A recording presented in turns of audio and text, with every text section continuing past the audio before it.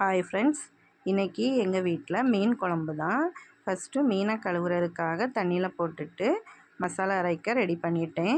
2-3 சின்ன வெங்காயம், ஒரு பல் பூண்டு, இது கூட தேங்காய், வத்தல் தூள், மல்லித்தூள், மஞ்சள் தூள், கொஞ்சமாக பெப்பர் சேர்த்து மசாலா அரைச்சி ரெடி பண்ணிவிட்டு அப்படியே மீனையும் சுத்தம் பண்ணி எடுத்துட்டேன்.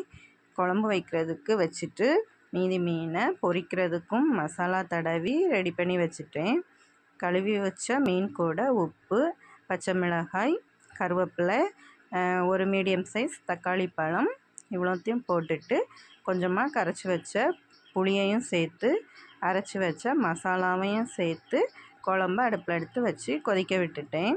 குழம்பு கொதிக்கிற கேப்பில் மீனையும் பொரித்து எடுத்தாச்சு. மீன் பொரித்து முடிக்கிறதுக்குள்ளே குழம்பும் சூப்பராக வற்றி ரெடி ஆயிடுச்சு. உங்கள் வீட்டில் என்ன குழம்புன்னு கமெண்டில் சொல்லுங்கள். நெக்ஸ்ட் வீடியோவில் பார்க்கலாம். தேங்க்யூ.